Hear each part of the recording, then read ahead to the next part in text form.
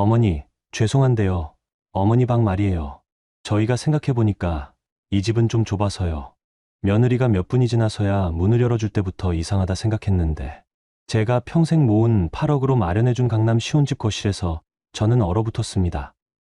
대신 근처에 좋은 요양원 문의해뒀어요. 시설도 깔끔하고 어르신들 케어도 잘해준다고 하더라고요. 며느리의 말에 순간 손에 들고 있던 반찬 봉지가 떨어질 뻔했어요. 30년간 손수레를 끌며 모은 돈. 새벽마다 도매시장에서 밤새며 쌓아올린 그 모든 정성이 한순간에 무너져 내리는 기분이었거든요. 호서가, 너도 그렇게 생각하는 거야? 어머니, 저희도 아직 신혼이고 적응할 시간이 좀 필요해요. 아들마저 제 눈을 똑바로 보지 못했습니다. 35층 높이에서 내려다본 서울 시내가 아득했어요. 그때는 저도 아들 부부도 몰랐습니다. 그들이 앞으로 어떤 대가를 치르게 될지를요. 지금 시청하시는 유튜브 수익의 일부는 소아암 어린이와 노인복지회에 기부됩니다. 지금 구독과 좋아요 누르시고 100만 채널의 재미와 감동을 받아보세요. 안녕하세요. 저는 한수님이라고 합니다. 올해 68살이에요. 지금 제가 들려드릴 이야기는 작년 봄에 일어난 일입니다. 그때만 해도 저는 아들 호석이와 며느리 세진이가 강남에 새 집을 마련한다는 소식에 마음이 설렜거든요. 평생 손수레를 끌며 시장에서 장사를 하고 새벽마다 도매시장에서 야간 근무를 하며 모은 돈이 드디어 제 역할을 하는 것 같았어요. 그날은 3월의 마지막 주 토요일이었습니다. 아침 일찍부터 부엌에서 호석이가 좋아하는 미역국을 소고기 잔뜩 넣어서 끓이고 세진이를 위해서는 깻잎 무침과 콩나물 무침을 정성스럽게 준비했어요. 국물이 식지 않도록 보온통에 따로 담고 반찬들은 플라스틱 통 5개에 나누어 정리했죠. 거기에 호석이가 어릴 때부터 좋아했던 계란말이까지 만들어서 검은 비닐봉지 2개에 나누어 담았습니다. 들고 가기엔 꽤 무거웠지만 그런 무게감이 오히려 든든했어요. 강남까지 가는 길은 생각보다 멀었습니다. 7호선에서 9호선으로 갈아타고 다시 2호선으로 갈아타니 1시간 반은 좋게 걸렸죠. 그래도 발걸음은 가벼웠어요. 푼수 같지만 지하철 안에서 만난 할머니들이 어디 가시는 길이에요? 라고 물어보시면 아들이 강남에 새 집 마련해서 가는 길이라고 자랑스럽게 대답하기도 했죠. 신축 아파트 단지 앞에 섰을 때의 기분을 지금도 잊을 수가 없어요. 45층짜리 건물 4동이 하늘 높이 솟아있고 입구에는 제복을 입은 경비 아저씨가 정중하게 인사를 해주셨죠. 로비 바닥은 대리석으로 되어 있어서 제 구두 소리가 똑똑 울렸습니다. 제가 평생 살아온 금천구 다세대 주택과는 비교할 수 없을 정도로 웅장했어요. 안녕하세요 아저씨. 3505 사는 장우석 씨 엄마예요. 경비 아저씨가 친절하게 방문자 출입증을 만들어 주시며 엘리베이터 이용법까지 설명해 주셨어요. 35층이시면 고속 엘리베이터 타세요. 속도가 빨라서 귀가 좀 먹먹할 수 있어요. 처음 타보는 고속 엘리베이터는 정말 그 말대로였습니다. 순식간에 35층에 도착하니 귀가 먹먹하더라고요.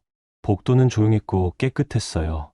새 아파트 특유의 페인트 냄새와 함께 고급스러운 느낌이 물씬 풍겼죠.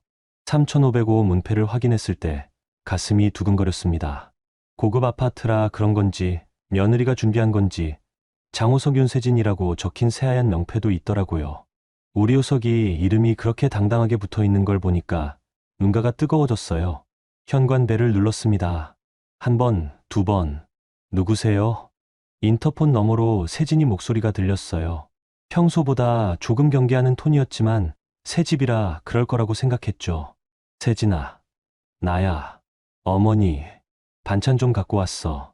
인터폰 너머로 잠깐의 침묵이 흘렀습니다. 그러더니 누군가와 속삭이는 소리가 희미하게 들렸어요. 아, 어머니. 잠깐만요. 몇 분이 지나고 나서야 현관문이 열렸습니다. 세진이가 얼굴을 내밀었는데 표정이 어딘지 어색했어요. 평상시 밝은 모습과는 달리 눈가에 당황스러운 기색이 역력했죠. 어머니, 안녕하세요. 들어오세요. 말은 그렇게 했지만 목소리에 생기가 없었어요. 마치 억지로 하는 인사 같았죠. 현관을 들어서니 정말 넓었습니다. 제가 사는 집 거실만 한 현관이었어요. 신발장도 몇 명이 들어갈 수 있을 정도로 컸고 전신 거울까지 달려 있었죠.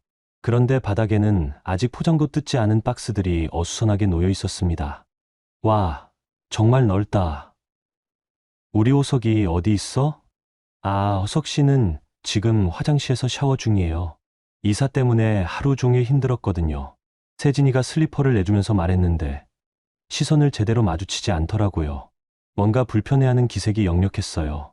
거실로 들어서니 정말 숨이 막힐 정도로 넓었습니다. 통창으로 된 거대한 베란다 너머로 한강이 내려다 보였고 가구들은 아직 제대로 배치되지 않은 채 이곳저곳에 놓여 있었죠. 그런데 세진이는 계속 문 쪽을 쳐다보면서 안절부절 못하는 모습이었어요.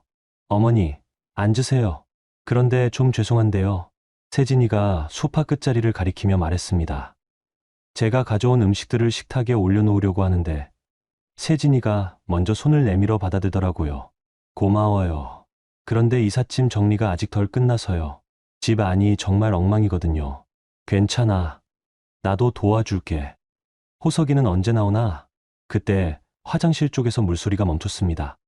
잠깐 후 문이 열리는 소리가 들렸는데 발걸음 소리가 들리다가 갑자기 멈췄어요. 아마 호석이가 제가 온 걸 알고 망설이는 것 같았습니다. 호석아, 엄마 왔어. 제가 큰 소리로 불렀는데 한참 뒤에야 대답이 들렸어요. 아, 네, 어머니. 금방 나갈게요. 목소리가 어딘지 어색했습니다. 평상시 저를 보면 달려나오던 호석이가 이상하게 시간을 끌고 있었어요. 아이, 저 사람은 왜 안 나와? 세진이는 더욱 불편한 기색을 보였습니다. 손을 비비적거리면서 계속 시계를 쳐다보더라고요. 어머니, 사실 말씀드릴 게 있는데요. 뭔데? 저희가 이 집에서 생활하는 걸 생각해 보니까요. 세진이가 말을 뭉개면서 시선을 피했습니다. 그러더니 갑자기 밝은 표정을 억지로 지으며 이어갔어요. 정말 좋은 곳을 알아봤거든요. 시설도 정말 좋고 어르신들 케어도 완벽하게 해주시는 요양원이에요. 저희가 직접 가서 확인해 봤는데 정말 괜찮더라고요. 그 순간 제 머릿속이 하얘졌습니다. 요양원이라고? 네, 어머니. 사실 이 집이 신혼집이다 보니까요. 저희도 적응할 시간이 필요하고 그리고 어머니께서도 또래분들과 함께 계시는 게 더 즐거우실 것 같아서요. 그때 드디어 호석이가 나왔습니다. 머리가 젖은 채로 티셔츠를 대충 입고 나온 모습이었는데 제 얼굴을 제대로 쳐다보지 못하더라고요. 어머니, 안녕하세요. 평상시와는 전혀 다른 딱딱한 인사였습니다. 어릴 때부터 저를 보면 엄마 하고 달려와서 안기던 그 아이가 맞나 싶을 정도로 어색했어요. 호석아, 너도 그렇게 생각하는 거야? 호석이는 세진이 눈치를 보더니 고개를 돌렸습니다. 어머니, 세진이 말이 맞아요. 요양원이 더 좋을 거예요. 여기는 어머니께 적합하지 않을 것 같아서요. 그 말을 들으니까 가슴이 무너져 내리는 것 같았습니다. 제가 평생 모은 돈으로 마련해준 이 집에서 제가 적합하지 않다는 말을 듣게 될 줄이야. 호석아, 죄송해요, 어머니. 저희도 아직 신혼이고 적응할 시간이 필요해서요. 호석이는 끝까지 제 눈을 똑바로 쳐다보지 못했습니다. 계속 바닥만 보면서 중얼중얼 변명을 늘어놓더라고요. 제가 키운 그 아이가 이렇게 저를 피하는 모습이 너무 낯설었어요. 저는 천천히 일어났습니다. 가져온 음식들이 식탁 위에 그대로 놓여 있었는데 갑자기 그것들이 무의미하게 느껴졌어요. 그래, 알겠다. 어머니, 정말 죄송해요. 조금만 이해해 주세요. 세진이가 억지로 밝은 목소리로 말했지만 이미 현관 쪽으로 저를 안내하는 몸짓이었어요. 호석이는 여전히 고개를 들지 못하고 있었죠. 현관문 앞에서 신발을 신을 때 뒤에서 두 사람의 한숨소리가 들렸습니다. 마치 귀찮은 일이 끝났다는 안도의 한숨 같았어요. 그래, 무슨 말인지 알았다. 나 갈게. 네, 어머니. 조심히 가세요. 현관문이 닫히는 소리가 들렸습니다. 딸까 하는 작은 소리였지만 제 귀에는 천둥처럼 크게 들렸어요. 복도에 혼자 서 있으니 갑자기 모든 게 현실로 다가왔습니다. 방금 전까지 그 넓은 집 안에서 느꼈던 어색함과 냉기, 호석이의 피하는 눈길, 세진이의 억지스러운 미소가 모두 생생했어요. 엘리베이터를 타고 1층으로 내려가면서 거울에 비친 제 모습을 봤습니다.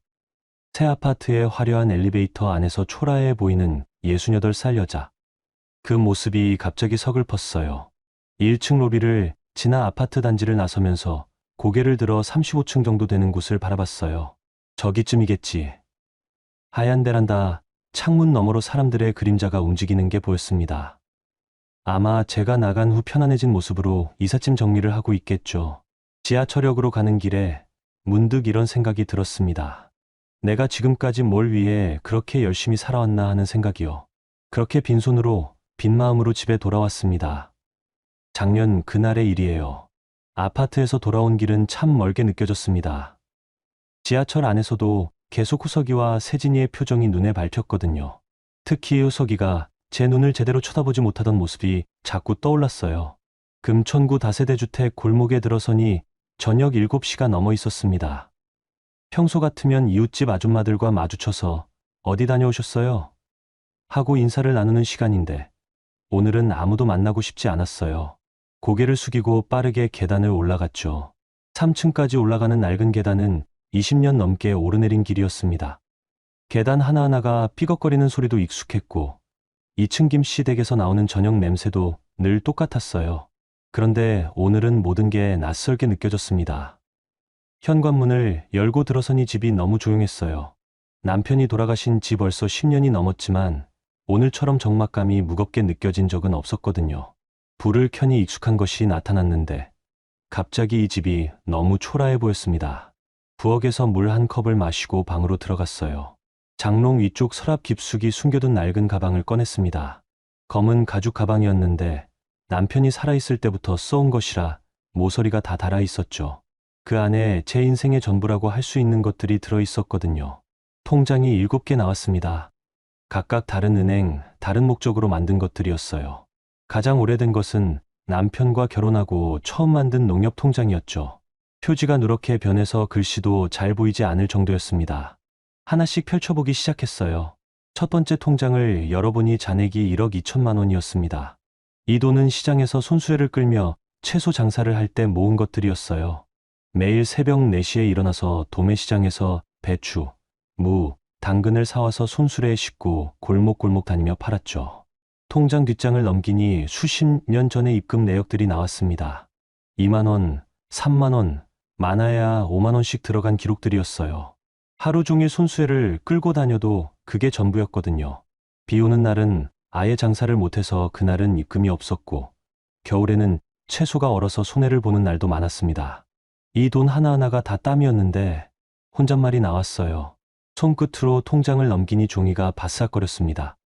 두 번째 통장은 남편 보험금이 들어있는 것이었어요. 2억 3천만 원이 딱 한 번에 입금된 기록만 있었죠. 남편이 갑작스럽게 뇌출혈로 쓰러진 후 병원비로 많이 나갔지만 그래도 이만큼은 남았었거든요.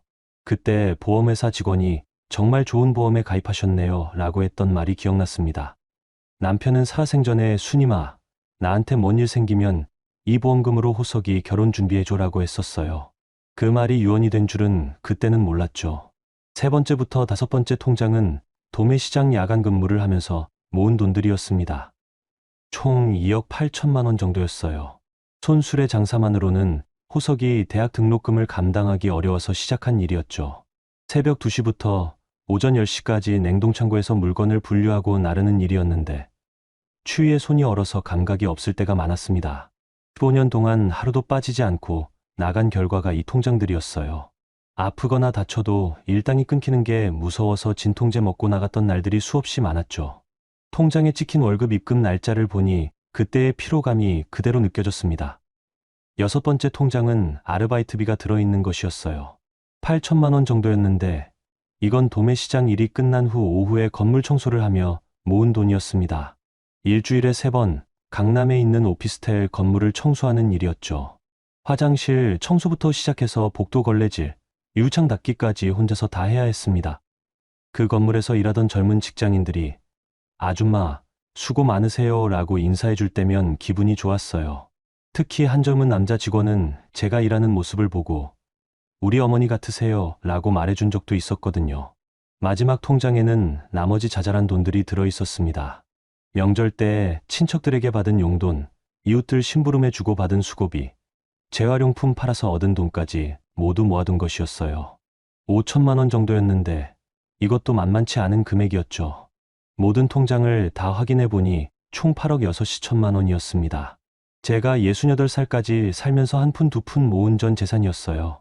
이 돈을 모으느라 새 옷 한 벌 사입지 못하고 외식은 꿈도 꾸지 못하고 아플 때도 병원비 아껴가며 살았었거든요.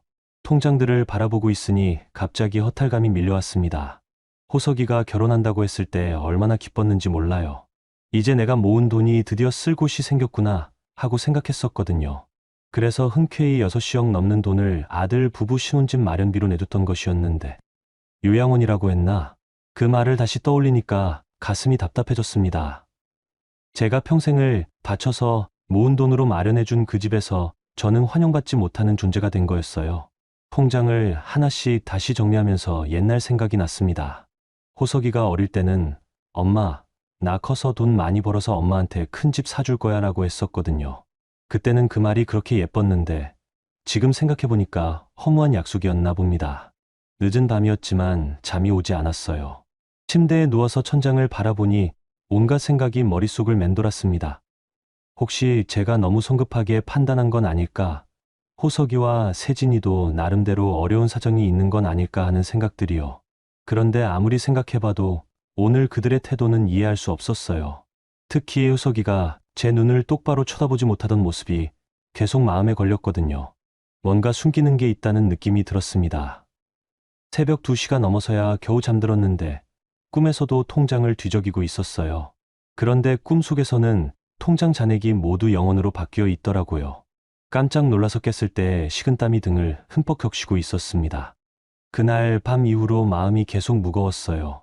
뭔가 해결책을 찾아야 할 것 같은데 어디서부터 시작해야 할지 막막했거든요. 파트 3 법률 전담 오해란과의 재회. 통장을 들여다보며 밤을 새운 다음 날 저는 한 가지 결심을 했습니다. 이 문제를 감정적으로만 접근해서는 안 되겠다는 생각이 들었거든요. 그래서 오랜 인연이 있는 분에게 조언을 구하기로 했어요. 고진우 씨를 처음 만난 건 제가 30살 무렵이었습니다. 그때 저는 재래시장에서 손수레를 끌며 채소 장사를 하고 있었는데 어느 날 20대 후반 정도로 보이는 깔끔한 젊은 남자가 제 좌판 앞에 왔어요. 아줌마, 배추 한 포기 주세요. 정장 차림에 그 사람이 시장에 있는 모습이 어딘지 어색했어요. 그런데 며칠 뒤에 또 왔고 그 다음 주에도 왔더라고요. 나중에 알고 보니 어머니가 아프신데 집에서 김치를 담그시겠다고 해서 배추를 사러 다니신다는 거였어요. 아들이 효자네요. 아니에요. 당연한 일이죠. 그분은 항상 정중했습니다. 시장 아줌마들한테도 존댓말을 쓰고 거스름 돈 계산도 정확하게 해주셨어요. 그런데 어느 날 지갑을 깜빡하고 오신 적이 있었거든요. 아, 죄송합니다. 돈을 안 가져왔네요. 내일 가져다 드릴게요. 괜찮아요. 그냥 가져가세요. 아니에요. 꼭 내일 드릴게요. 정말 다음 날 오셔서 돈을 주시면서 감사했습니다 라고 인사하시더라고요. 그때부터 뭔가 신뢰가 생겼어요. 몇 년 뒤 그분이 작은 회사를 차리신다는 소식을 들었습니다. 무역업을 시작하신다고 하시면서 아줌마 덕분에 좋은 기운 받아서 사업이 잘 될 것 같아요 라고 농담하셨죠.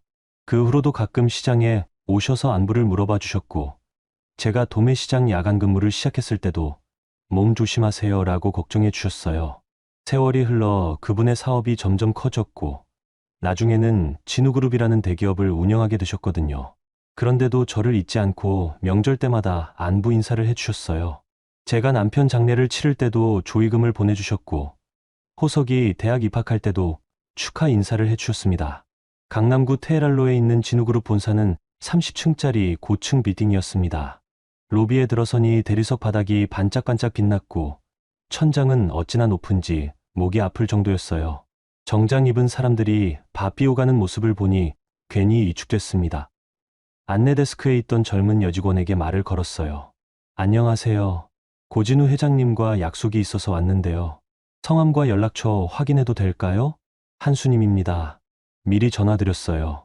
직원이 컴퓨터를 확인하더니 친절하게 웃으며 방문자 카드를 만들어 주었습니다. 25층으로 올라가시면 됩니다. 엘리베이터는 저쪽입니다. 25층에 도착하니 회장실 앞 대기실이 나왔어요. 고급스러운 소파와 커피 테이블, 벽에 걸린 유명 화가의 그림들이 인상적이었죠. 비서 한 분이 나와서 인사를 해주셨습니다. 한수님 어머님 맞으시죠? 회장님께서 기다리고 계십니다. 회장실 문이 열리니 진우 씨가 자리에서 일어나 맞아주셨어요. 이제는 이른이 넘으신 연세에 머리가 희끗해지셨지만 여전히 반듯한 모습이셨습니다. 수님 씨 오셨군요. 앉으세요. 번거로우실 텐데 불러서 죄송해요. 무슨 말씀이에요? 제가 오늘이 있기까지 순 씨 덕을 많이 받는 거려. 진우 씨는 여전히 예에 바르셨어요. 직접 차까지 따라주시면서 근황을 물어보셨죠. 호석이는 잘 지내죠? 네, 얼마 전에 결혼했어요. 아, 그랬군요. 축하해요. 잠깐 망설이다가 제가 겪고 있는 상황을 말씀드렸습니다. 아들 부부의 신혼집 마련을 도와줬는데 요양원 이야기가 나왔다는 것, 제가 모은 돈이 어떻게 사용됐는지, 지금 마음이 어떤지까지 솔직하게 털어놨어요. 진우 씨는 중간에 끼어들지 않고 끝까지 들어주셨습니다. 이야기가 끝나니까 한참 생각하시더니 입을 여셨어요. 수님 씨가 그동안 얼마나 고생하셨는지 제가 잘 알죠. 그런 분이 이런 대우를 받으시면 안 됩니다. 그래도 제 자식인데, 자식이라고 해서 부모를 함부로 대해도 되는 건 아니에요. 더군다나 수님 씨가 평생 모은 돈으로 도움을 받았으면서 그런 말을 하다니. 진우 씨의 목소리에 분노가 섞여 있었어요. 저보다 더 화가 나신 것 같았죠. 제가 법률 전담 변호사를 소개해 드릴게요. 오해란 변호사인데 이런 문제를 전문적으로 다루는 분이에요. 변호사까지 만날 일인가요? 수님 씨, 이건 단순한 가족 문제가 아니에요. 재산상의 문제가 얽혀 있잖아요. 정확한 법적 조언을 받아보시는 게 좋을 것 같아요. 진우 씨가 내선 전화를 걸어서 오해란 변호사를 불렀습니다. 10분 정도 지나서 문이 열리며 50대 중반 정도의 단정한 여성이 들어왔어요. 안녕하세요. 오해란입니다. 오해란 변호사는 깔끔한 검은 정장에 회색 머리를 단정하게 올린 모습이었습니다. 첫인상부터 신뢰가 갔어요. 회장님께서 말씀해 주신 상황을 대략 들었는데 자세한 내용을 듣고 싶습니다. 저는 다시 한번 처음부터 상황을 설명했어요. 평생 모은 돈의 내역, 아들 부부에게 준 금액, 오늘 겪은 일까지 빠뜨리지 않고 말씀드렸죠. 오해란 변호사는 중간중간 메모를 하면서 들으시더니 몇 가지 질문을 하셨어요. 어머님께서 아들 부부에게 주신 돈이 정확히 어떤 명목이었나요? 신혼집 마련비라고 했어요. 전세금과 이사비용 포함해서요. 그 돈을 주실 때 따로 약속하신 게 있나요? 예를 들어 어머님 방을 만들어 드린다거나. 네, 호석이가 그렇게 약속했어요. 평생 엄마 곁에서 지키겠다고 했거든요. 혹시 그런 약속을 증명할 수 있는 게 있나요? 문자 메시지나 녹음 같은 건 말이에요. 아니요. 말로만 했어요. 오해란 변호사가 고개를 끄덕이시더니 진우 씨를 바라봤습니다. 회장님, 잠깐 자리를 비워주실 수 있을까요? 법적인 부분을 좀 더 자세히 상담해 드려야 할 것 같습니다. 진우 씨가 자리를 뜨신 후 오해란 변호사가 의자를 제게 가까이 당기며 앉았어요. 어머님, 솔직히 말씀드리면 이 상황이 법적으로 간단하지는 않아요. 하지만 전혀 방법이 없는 건 아닙니다. 어떤 방법이 있나요? 첫째로 어머님께서 주신 돈이 증여가 아니라 지원의 성격이라는 걸 증명할 수 있다면 되돌릴 여지가 있어요. 특히 조건부 증여였다는 점이 중요합니다. 조건부 증여요? 네. 어머님께서 함께 살겠다는 조건으로 돈을 주셨는데 그 조건이 지켜지지 않았다면 증여를 취소할 수 있어요. 오해란 변호사의 설명을 들으니 희망이 보였습니다. 그동안 감정적으로만 접근했는데 이런 방법이 있다는 걸 몰랐거든요. 둘째로는 어머님의 노후 보장을 위한 부양협약서를 작성하는 방법도 있어요. 법적 구속력이 있는 문서로 만들어서 향후 비슷한 일을 예방하는 거죠. 그런 게 가능한가요? 물론입니다. 다만 이런 절차를 밟으려면 상대방도 동의해야 해요. 어머님 아들 부부가 협조할 의향이 있는지가 관건이죠. 저는 잠깐 생각했습니다. 호석이와 세진이가 과연 이런 법적 절차에 동의할까요? 오늘 그들의 태도를 보면 쉽지 않을 것 같았어요. 만약 그들이 거부하면 어떻게 되나요? 그럴 경우에는 좀 더 강력한 법적 조치를 검토해야 할 수도 있어요. 다만 가족 간의 문제이니까 가능하면 원만하게 해결하는 게 좋겠죠. 오해란 변호사가 명함을 꺼내서 저에게 주었습니다. 일단 오늘은 이 정도로 하고 어머님께서 충분히 생각해 보세요. 결정하시면 언제든 연락 주시고요. 상담이 끝난 후 진우 씨가 다시 들어오셨어요. 어떠세요? 도움이 될 만한 이야기 들으셨나요? 네, 많은 도움이 됐어요. 정말 고맙습니다. 수님 씨가 원하시면 제가 끝까지 도와드릴게요. 그동안 수님 씨한테 받은 정이 있는 거요. 진우그룹 빌딩을 나서면서 저는 마음이 좀 더 차분해진 것을 느꼈습니다. 감정적으로만 접근했던 문제에 합리적인 해결책이 있다는 걸 알게 됐거든요. 지하철을 타고 집으로 가는 길에 오해란 변호사가 해준 말들을 되새겨봤어요. 조건부 증여, 취소, 부양협약서 작성 같은 용어들이 낯설긴 했지만 제가 할 수 있는 일들이 있다는 게 이해이 됐습니다.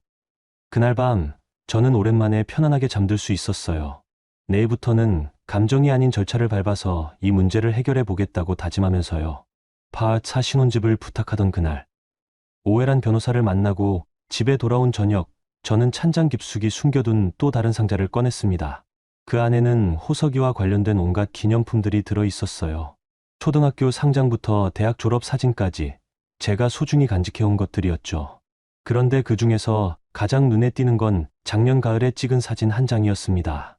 호석이가 세진이와 함께 제 집에 와서 결혼 승낙을 구하던 날의 사진이었어요. 그때를 떠올리니 마음이 복잡해졌습니다. 그날은 10월 중순이었어요. 단풍이 막 물들기 시작할 때였죠.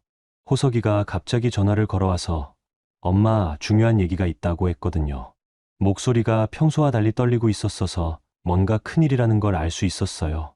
저녁 7시쯤 호석이와 세진이가 함께 찾아왔습니다. 두 사람 다 평소보다 차려입었더라고요. 호석이는 검은색 정장을 입었고 세진이는 깔끔한 원피스에 카디건을 걸쳤어요. 그런데 얼굴 표정이 너무 긴장해 있어서 오히려 걱정이 됐죠. 어서 들어와. 뭔 일인데 그렇게 긴장하고 있어? 거실로 안내하면서 물어봤는데 호석이가 세진이 손을 꽉 잡고 있더라고요. 두 사람이 소파에 나란히 앉는 모습이 어딘지 어색했어요. 엄마, 저희 결혼하려고 해요. 호석이가 조심스럽게 말을 꺼냈을 때 저는 너무 기뻤습니다. 38이나 된 아들이 드디어 짝을 만났다는 게 얼마나 다행스러웠는지 몰라요. 정말 언제부터 만났는데? 1년 정도 됐어요. 세진이 정말 좋은 사람이에요. 세진이가 수줍게 웃으며 인사했어요. 안녕하세요. 윤세진입니다. 그래, 많이 들었어. 우리 호석이가 자랑을 많이 하더라. 그날 저녁은 정말 즐거웠어요. 세진이도 예의 바르고 상냥했고 호석이도 연인이 생긴 후 훨씬 밝아진 모습이었거든요. 저는 그들을 위해 정성스럽게 음식을 차려내고 늦은 시간까지 이야기를 나눴습니다. 그런데 그로부터 2달 뒤 12월 말 즈음 호석이한테서 또 다른 전화가 왔어요. 이번에는 목소리가 완전히 달랐습니다. 엄마, 나 좀 봐야겠어. 급한 일이 생겼어. 전화 너머 목소리가 떨리고 있었어요. 뭔가 심각한 일이 생겼다는 걸 직감할 수 있었죠. 1시간 뒤 호석이가 혼자 왔는데 얼굴이 완전히 달라져 있었어요. 며칠 못 씻은 것 같은 수염, 핏발선 눈, 구겨진 옷차림을 보니 가슴이 철렁했습니다. 무슨 일이야? 왜 이렇게 됐어? 엄마, 나 큰일 났어. 호석이가 식탁에 앉더니 머리를 감추러요. 그러더니 갑자기 울기 시작했거든요. 38살 된 아들이 엄마 앞에서 우는 모습을 보니 심장이 떨렸습니다. 호석아, 뭔 일인지 말해봐. 한참을 울던 호석이가 고개를 들었어요. 눈가가 빨갛게 부어 있었죠. 회사에서 권고사직 당했어. 그리고 신용불량자 될 것 같아. 뭐라고? 몇 년 전에 신용카드로 투자했던 게 있었거든. 그때는 괜찮을 줄 알았는데 계속 연체되면서 이자가 눈덩이처럼 불어났어. 호석이가 떨리는 목소리로 설명했어요. 몇 년 전 주식 투자를 한다며 카드 현금 서비스를 받았는데 주식이 폭락하면서 원금도 못 찾고 이자만 계속 늘어났다는 거였어요. 지금 얼마나 돼? 원금까지 합치면 3억 정도. 그 말을 듣는 순간 어지러웠습니다. 3억이라는 돈이 얼마나 큰지 누구보다 잘 알고 있었거든요. 그래서 세진이는 뭐래? 세진이도 모르고 있어. 말할 수가 없어서. 호석이가 다시 고개를 떨궜어요. 어깨가 작게 떨리고 있었죠. 호석아, 차근차근 해보자. 길이 있을 거야. 엄마, 나 진짜 죽고 싶어. 어떻게 이렇게 됐는지 모르겠어. 그때의 호석이는 정말 절망적이었어요. 평생 본 적 없는 모습이었죠. 제 아들이 그렇게 무너져 있는 걸 보니 가슴이 찢어지는 것 같았습니다. 며칠 뒤 세진이도 사실을 알게 됐고 두 사람이 함께 찾아왔어요. 세진이도 많이 충격받은 모습이었지만 호석이를 원망하지는 않더라고요. 어머니, 저희가 어떻게 해야 할지 모르겠어요. 일단 결혼은 미뤄야겠지. 이런 상황에서 어떻게 결혼을 해? 호석이가 체념한 목소리로 말했어요. 그런데 세진이가 고개를 저었습니다. 아니에요. 저는 호석 씨와 함께 이 어려움을 헤쳐나가고 싶어요. 그 말을 듣는 순간 세진이라는 사람이 정말 믿을 만하다는 생각이 들었어요. 그런데 신혼집은 어떻게 하지? 전세금도 없는데. 그것도 포기해야죠. 월세로라도. 두 사람이 한숨을 내쉬는 모습을 보니 마음이 아팠습니다. 특히 호석이가 엄마, 미안해. 평생 실망만 시켜드려서 라고 말할 때는 눈물이 나려고 했어요. 그날 밤 잠자리에 들면서 저는 오랫동안 생각했습니다. 제가 평생 모은 8억 6시 1천만 원이라는 돈이 머릿속에 계속 맴돌았거든요. 며칠을 고민하다가 결심을 했어요. 그리고 호석이를 불러서 말했습니다. 호석아, 엄마가 도와줄게. 엄마, 무슨 말씀이세요? 너희 빚 정리하고 신혼집도 마련해 줄 수 있어. 호석이가 믿을 수 없다는 표정으로 저를 쳐다봤어요. 엄마가 그런 큰 돈이 어디 있어요? 그때 저는 통장들을 꺼내서 보여줬습니다. 호석이가 그 숫자들을 보고 얼마나 놀랐는지 몰라요. 엄마 이게 다 진짜예요? 하, 응. 너 키우느라 평생 모은 돈이야. 호석이가 갑자기 제 앞에 무릎을 꿇었어요. 그러더니 눈물을 흘리면서 말하더라고요. 엄마, 정말 죄송해요. 그리고 정말 고마워요. 괜찮아. 이럴 때 쓰려고 모은 돈이니까. 엄마, 약속할게요. 평생 엄마 곁에서 모실게요. 절대 혼자 두지 않을게요. 그때 호석이의 목소리는 정말 진심이었어요. 눈물 범벅이 된 얼굴로 제 손을 꽉 잡고 있었거든요. 우리 같이 살자. 강남에 큰 집 얻어서 엄마 방도 따로 만들어 드릴게요. 그래도 될까? 당연하죠. 엄마가 해주신 일인데 당연히 함께 살아야죠. 그때 세진이도 옆에서 고개를 끄덕였어요. 어머니, 저희가 평생 보훈하겠습니다. 그 순간만큼은 정말 행복했어요. 제가 모은 돈이 드디어 의미 있게 쓰이는 것 같았고, 아들 부부가 진심으로 감사해하는 모습이 뿌듯했거든요. 그 후 한 달 동안 바쁘게 움직였어요. 먼저 호석이의 빚부터 정리했습니다. 3억 2천만 원이 나갔죠. 그 다음에는 강남 시혼집 전세금으로 2억 8천만 원을 더 내뒀습니다. 이사 비용과 가구비까지 합치면 총 6억이 조금 넘게 들어갔어요. 통장에서 그 큰 돈이 빠져나갈 때마다 마음 한편으로는 불안했지만 호석이와 세진이가 고맙다고 인사할 때마다 뿌듯했습니다. 엄마, 정말 고마워요. 평생 잊지 않을게요. 우리 같이 행복하게 살자. 그때까지만 해도 저는 정말 믿었어요. 호석이의 그 약속을 말이에요. 지금 그 사진을 들여다보니 그때의 기억이 생생합니다. 호석이가 제 앞에 무릎 꿇고 약속하던 모습, 세진이가 고개 숙여 인사하던 모습이 선명하게 떠오르더라고요. 그런데 불과 몇 달 만에 요양원을 알아봤다는 말을 듣게 될 줄이야. 사진을 다시 상자에 넣고 뚜껑을 닫았습니다. 이제 더 이상 감정에만 의존할 수는 없을 것 같았어요. 오해란 변호사 말처럼 절차를 밟아서 정확하게 처리해야겠다는 생각이 들었습니다. 그날 밤, 저는 오래도록 잠들지 못했어요. 과거의 약속과 현재의 배신 사이에서 마음이 갈라지는 것 같았거든요. 사진을 정리하고 나니 갑자기 오래된 기억들이 떠올랐습니다. 호석이의 어린 시절, 남편이 살아있던 그 시절 말이에요. 그때는 지금 사는 이 다세대 주택도 아니었어요. 구로구에 있는 더 작은 단칸방에서 셋이 살았거든요. 방 하나에 부엌 겸 거실이 있는 12평짜리 집이었죠. 화장실은 밖에 있어서 겨울에는 정말 추웠습니다. 남편은 작은 공장에서 일했어요. 월급이 많지 않아서 늘 빠듯하게 살았죠. 저는 그때도 시장에서 손수레를 끌며 장사를 했고, 남편이 퇴근하면 함께 저녁을 먹는 게 하루 중 가장 좋은 시간이었어요. 특히 기억에 남는 건 겨울밤이었습니다.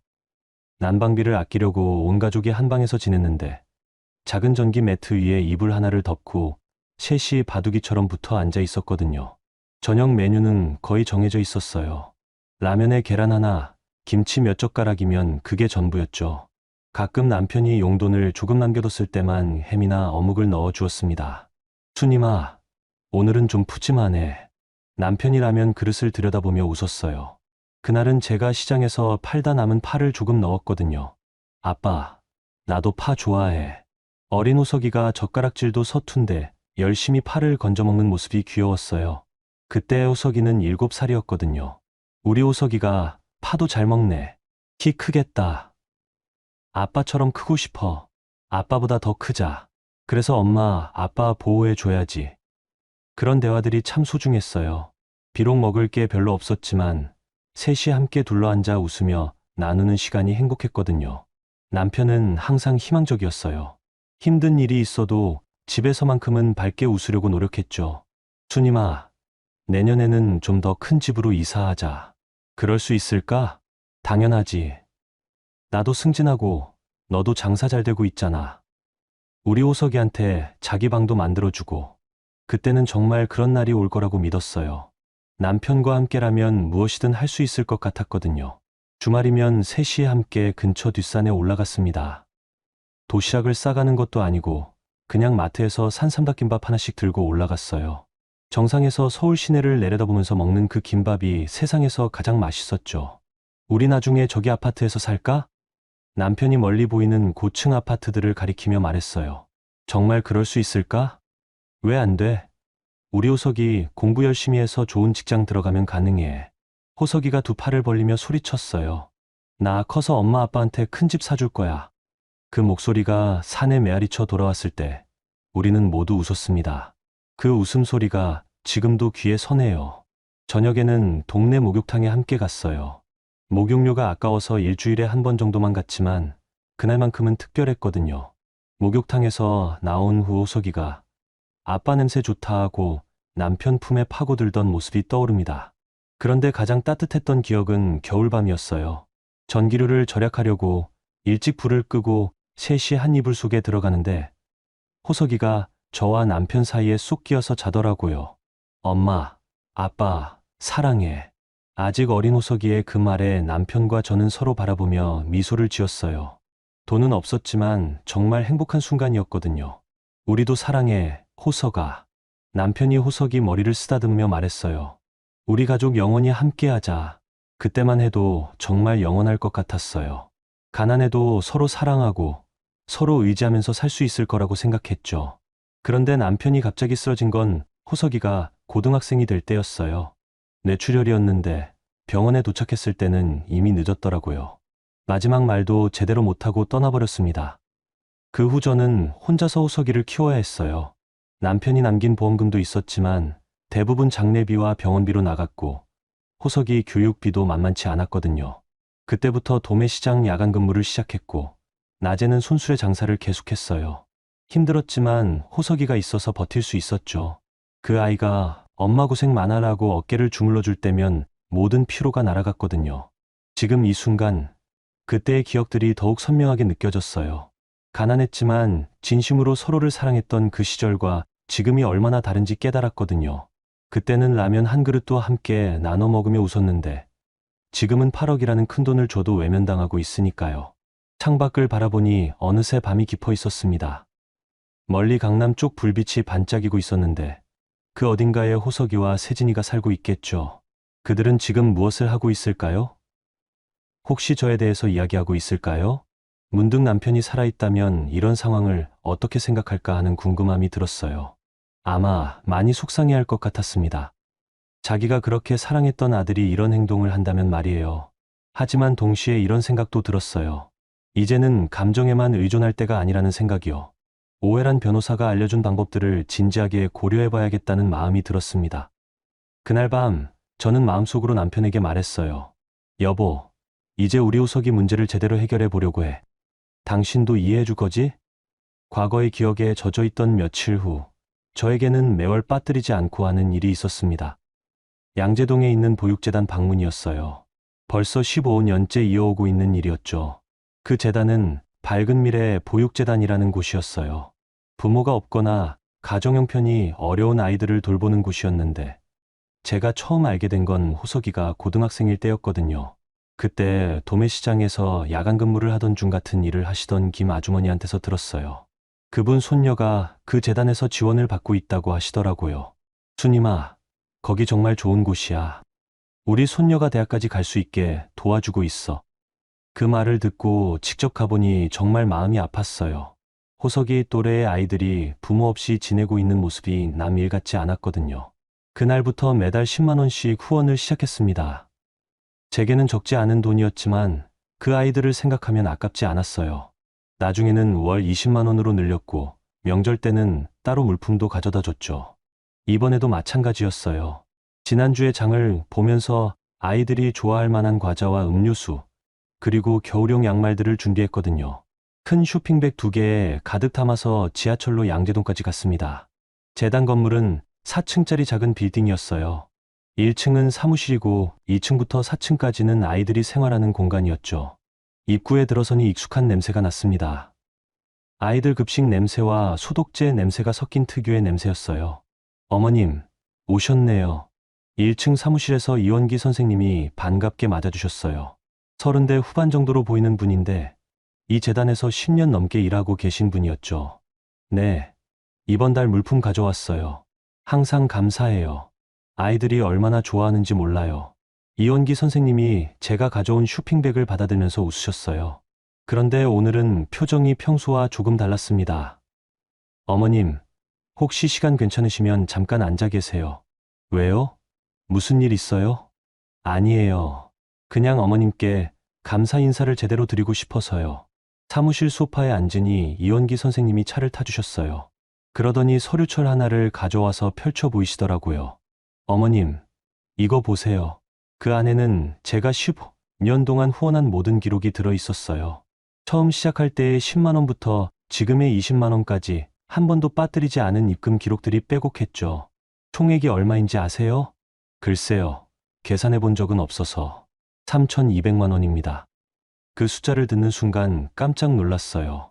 그렇게 큰 돈이었나 싶었거든요.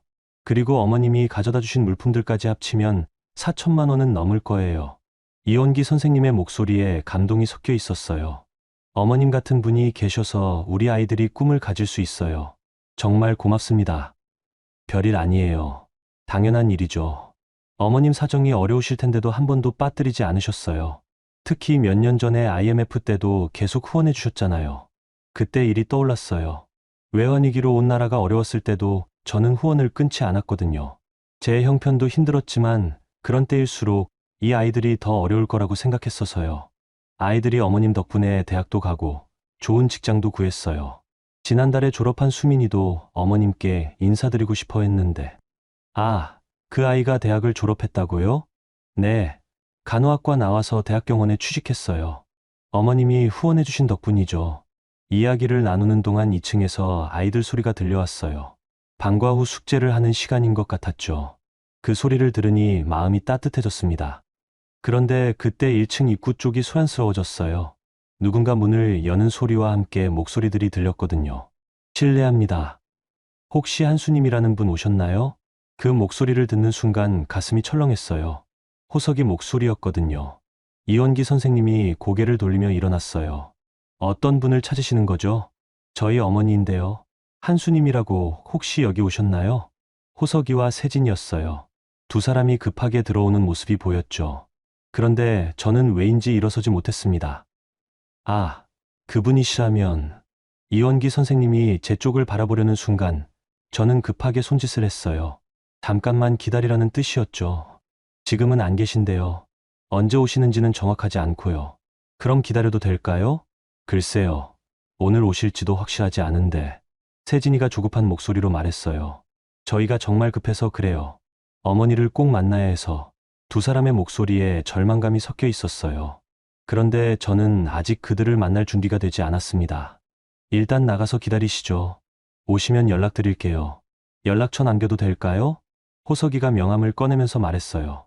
이원기 선생님이 받아들고 고개를 끄덕였죠. 두 사람이 나간 후 이원기 선생님이 저에게 물어봤어요.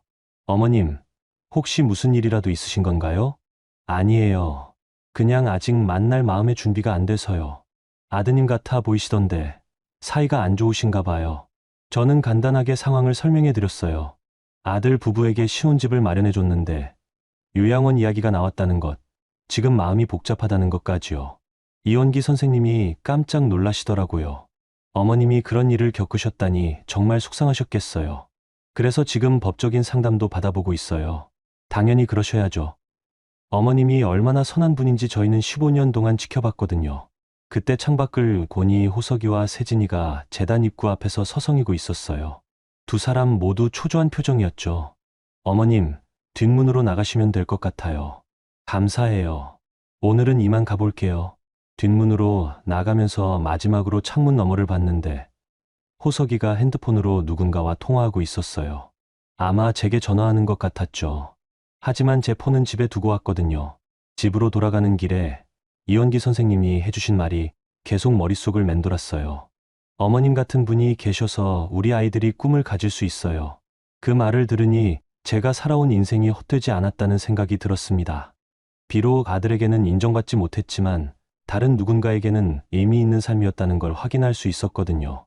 집에 도착해서 핸드폰을 확인해 보니 부재중 전화가 20개가 넘어 있었어요. 모두 호석이에게서 온 것이었죠. 문자 메시지도 여러 개 와 있었습니다. 엄마, 전화 받아. 급해. 엄마, 어디 계세요? 집에도 안 계시고. 엄마, 정말 미안해. 꼭 만나야 해. 세진이 이름으로도 문자가 와 있었어요. 어머니, 정말 죄송합니다. 저희가 잘못했어요. 그 문자들을 읽으면서도 저는 아직 답장할 마음이 생기지 않았어요. 이원기 선생님과의 대화가 오히려 제 마음을 더 단단하게 만들어준 것 같았거든요. 그날 밤, 저는 오해란 변호사에게 전화를 걸었습니다. 변호사님, 이제 정말 시작해보려고 해요. 절차를 밟아주세요. 어머님, 정말 확실하신 거죠? 네. 이제 감정으로만 접근할 때가 아닌 것 같아요. 전화를 끊고 나니 마음이 한결 가벼워졌습니다. 드디어 제 인생을 제가 결정하기 시작한 것 같았어요. 오해란 변호사에게 전화를 건 다음 날부터 본격적인 절차가 시작됐습니다. 먼저 제가 아들 부부에게 준 돈의 성격을 명확히 하는 작업부터 시작했어요. 어머님, 조건부 증여였다는 걸 증명하려면 몇 가지 증거가 필요해요. 오해란 변호사가 사무실에서 설명해 주셨어요. 깔끔하게 정리된 서류들과 법률 서적들이 가득한 사무실이었죠. 은행 입출금 내역서, 아들 부부와 나눈 대화 중 증인이 될 수 있는 사람, 그리고 함께 살겠다는 약속을 들은 분이 계시면 좋겠어요. 다행히 증인이 있었어요. 호석이가 결혼 승낙을 구하러 왔을 때 옆집 김 아주머니가 계셨거든요. 그때 호석이가 평생 엄마 곁에서 모시겠다고 큰 소리로 말했던 걸 들으셨다고 하시더라고요. 그거 참 잘 됐네요. 김 씨께서 증인으로 서주시겠다고 하시니까 이제 내용 증명부터 보내볼게요. 일주일 뒤 호석이에게 내용 증명이 발송됐습니다. 조건부 증여 취소 통지와 함께 상환 요구서였어요. 법적 효력이 있는 공식적인 문서였죠. 그 후 며칠 동안은 조용했어요.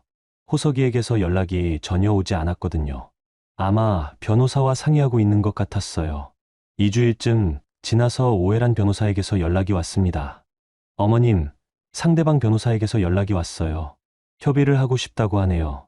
어떤 협의요? 아마 분할 상환이나 조건 협상을 하려는 것 같아요. 한번 만나보시겠어요? 첫 번째 협의는 실패였어요. 호석이 측에서는 일부만 돌려주겠다고 했고 나머지는 나중에 갚겠다는 조건을 내걸었거든요. 저는 거절했어요. 전액 반환이 아니면 받아들일 수 없어요. 두 번째 협의에서도 마찬가지였어요. 이번에는 요양원 비용을 대신 대주겠다는 제안을 해왔죠. 이것도 당연히 거절했습니다. 제가 요양원에 가겠다고 한 적 없어요. 한 달이 지나면서 상황이 달라지기 시작했어요. 제가 재단 방문을 계속하고 있다는 걸 호석이 부부가 알아낸 것 같았거든요.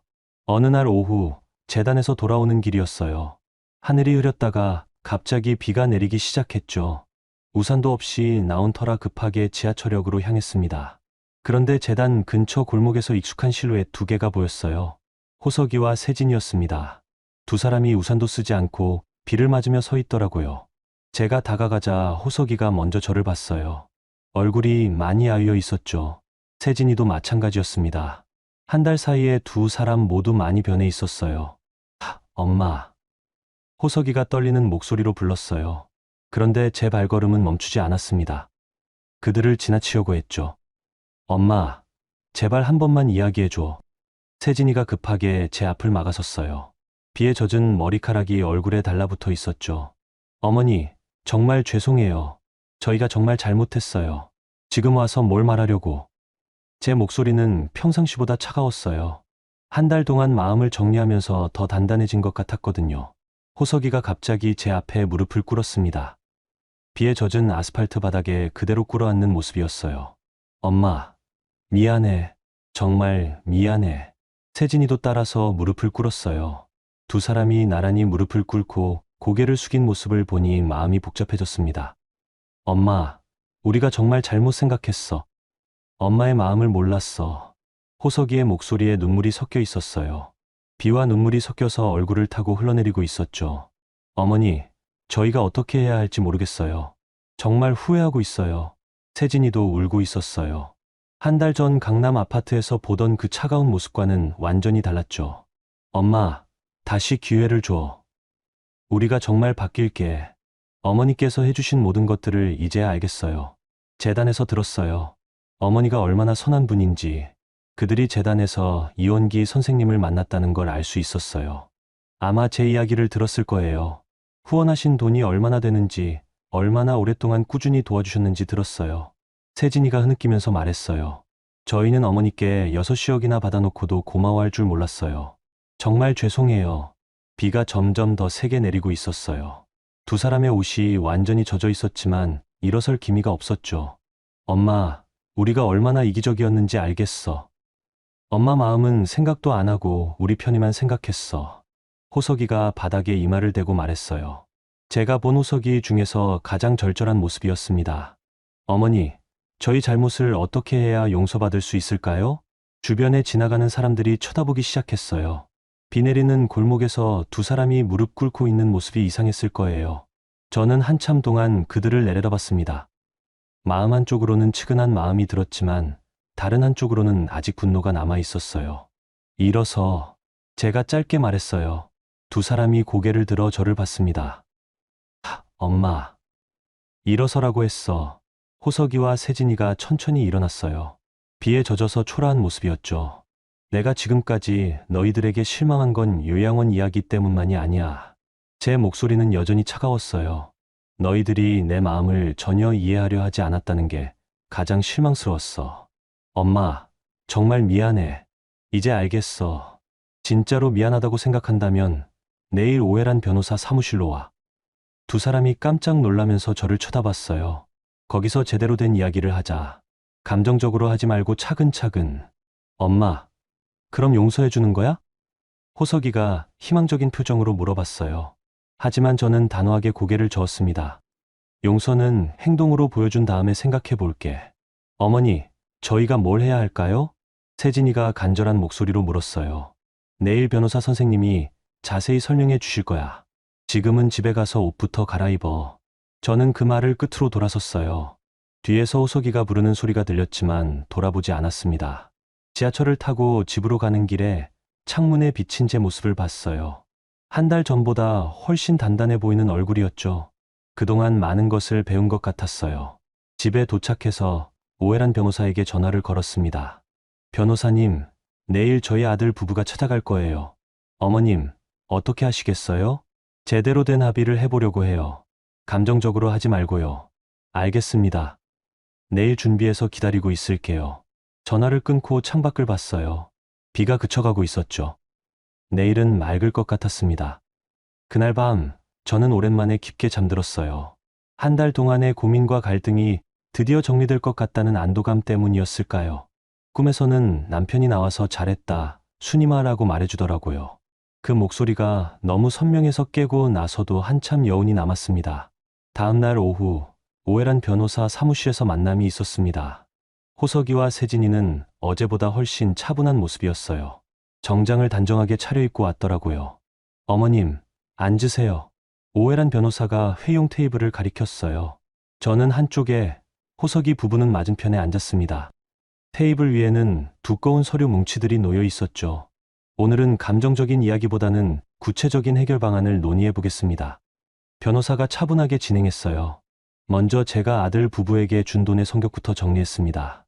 총 6시여 2천만 원이 조건부 증여의 성격이었다는 점을 양측이 인정하시는 거죠? 호석이가 고개를 끄덕였어요. 네, 인정합니다. 그럼 이제 해결 방안을 말씀드리겠습니다. 변호사가 서류를 넘기면서 설명했어요. 전액 반환은 현실적으로 어렵다는 것, 대신 분할 상환과 함께 다른 조건들을 제시할 수 있다는 것이었죠. 어머님께서 제안하신 조건은 이렇습니다. 강남 아파트 매매 후 전세로 이주, 그리고 어머님과의 동거 재개입니다. 세진이가 놀란 표정을 지었어요. 아파트를 팔라는 말씀이세요? 네. 그 돈으로 빚을 정리하고 나머지는 어머님께 돌려드리는 겁니다. 호석이가 세진이와 눈을 마주치더니 고개를 끄덕였어요. 알겠습니다. 그렇게 하겠어요. 정말로요? 제가 되물었어요. 어제까지만 해도 강남을 떠나고 싶어 하지 않을 거라고 생각했거든요. 네, 어머니. 그 집에 있는 게 의미가 없어요. 어머니가 안 계신 집은 집이 아니에요. 호석이의 목소리에 진정성이 느껴졌어요. 합의 과정은 생각보다 순탄했습니다. 두 사람이 진심으로 잘못을 인정하고 있다는 게 느껴졌거든요. 1시간 뒤 모든 서류에 서명이 완료됐어요. 아파트 매매 절차, 전세 이주 계획, 그리고 앞으로의 동거 조건까지 모두 정리됐죠. 그럼 이제 이것도 받으세요. 저는 가방에서 작은 통장 하나를 꺼냈어요. 남편 보험금 일부가 들어있는 예금 통장이었죠. 이건 뭐예요? 너희 새 출발 자금이야. 많지는 않지만 통장을 열어보니 5천만 원이 들어있었어요. 호석이가 깜짝 놀라면서 저를 쳐다봤습니다. 엄마, 이건 받을 수 없어요. 받아. 이번에는 진짜로 함께 살려고 주는 거니까. 세진이가 눈시울이 붉어졌어요. 어머니, 저희가 이런 걸 받을 자격이 있을까요? 자격은 앞으로 행동으로 만들어가면 돼. 그날 사무실을 나서면서 저는 마음이 한결 가벼워진 것을 느꼈습니다. 한 달 넘게 짓눌렀던 무게가 사라진 것 같았어요. 3달이 흘렀습니다. 그동안 많은 변화가 있었어요. 호석이 부부는 약속대로 강남 아파트를 팔고 구로구에 있는 작은 단독주택으로 이사했습니다. 전세로 얻은 집이었는데 예전에 제가 살던 동네에서 그리 멀지 않은 곳이었어요. 어느 일요일 오후 호석이에게서 전화가 왔어요. 엄마, 오늘 시간 있으세요? 저희 집 구경 오세요. 그래? 좋지. 새 집은 생각보다 아늑했어요. 2층짜리 작은 단독주택이었는데 마당도 있고 햇볕도 잘 들어왔죠. 강남 아파트의 화려함은 없었지만 오히려 따뜻한 느낌이었어요. 어머니, 어서 들어오세요. 세진이가 반갑게 맞아주었어요. 예전과는 완전히 달라진 모습이었죠. 억지로 만드는 웃음이 아니라 진심 어린 미소였거든요. 거실을 둘러보니 가구들이 심플하게 배치되어 있었어요. 강남 아파트 때처럼 과시용 가구들은 없었지만 실용적이고 깔끔했습니다. 엄마, 2층 보여드릴게요. 호석이가 제 손을 잡고 계단으로 안내했어요. 2층에는 방이 3개 있었는데 그중 가장 햇볕이 잘 드는 방 앞에서 호석이가 멈춤어요. 엄마, 여기 봐주세요. 문을 여니 깜짝 놀랐습니다. 방 안이 정말 정성스럽게 꾸며져 있었거든요. 침대는 제가 좋아하는 딱딱한 매트리스로 준비되어 있었고 벽에는 제가 예전에 시장에서 일하던 사진이 액자에 담겨 걸려 있었어요. 작은 책상과 의자, 그리고 제가 좋아하는 들꽃무늬 커튼까지 달려 있었습니다. 어머니 방이에요. 세진이가 조심스럽게 말했어요. 어머니께서 언제 오셔도 편하게 지내실 수 있도록 준비했어요. 방 안쪽에는 제가 좋아하는 차를 마실 수 있는 작은 전기포트와 찻잔까지 놓여 있었어요. 창가에는 화분도 2개 있었죠. 이 꽃들은 제가 직접 키우고 있어요. 세진이가 화분을 가리키며 말했어요. 작은 국화꽃이 예쁘게 피어 있었습니다. 저는 방문 앞에서 한참을 서 있었어요. 3개월 전 강남 아파트에서 요양원을 알아봤다는 말을 들었을 때와는 완전히 다른 기분이었거든요. 어떠세요, 어머니? 고맙다. 정말 고마워. 제 목소리가 떨렸어요. 이런 방을 만들어줄 거라는 기대는 전혀 하지 않았거든요. 엄마, 이제 정말 함께 살아요. 진짜로. 호석이가 제 손을 꽉 잡았어요. 우리가 그동안 얼마나 잘못 생각했는지 알겠어요. 큰 집, 좋은 동리가 중요한 게 아니었어요. 가족이 함께 있는 것, 서로를 아끼는 것이 진짜 중요한 거였어요. 세진이도 곁에 와서 말했어요. 저는 문득 남편 생각이 났어요. 만약 남편이 살아있다면 이 순간을 얼마나 좋아했을까 하는 생각이 들었거든요. 그래, 이제야 진짜 가족 같다. 그날 저녁은 정말 오랜만에 온 가족이 함께 식사를 했어요. 메뉴는 간단했지만 서로를 향한 마음은 어느 때보다 따뜻했습니다.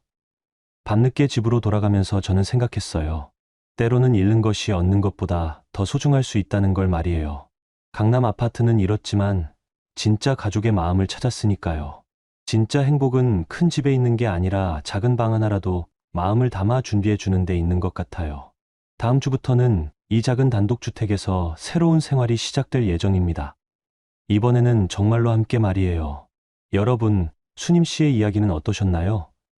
진짜 행복은 큰 집이나 많은 돈에 있는 게 아니라 서로를 진심으로 아끼는 마음에 있다는 걸 보여준 이야기였습니다. 때로는 단호하게 선을 그어야 할 때도 있지만 결국 가족은 서로를 용서하고 함께 새로운 시작을 만들어가는 거겠죠. 작은 방 하나라도 정성을 담아 준비해주는 그 마음이 바로 사랑이 아닐까 싶어요. 오늘 영상이 작은 위로가 되셨다면 지금 구독 눌러보세요. 매일매일 더 재미있고 감동적인 이야기가 찾아옵니다. 댓글로 여러분의 이야기도 들려주시고 오늘도 행복한 하루 되세요.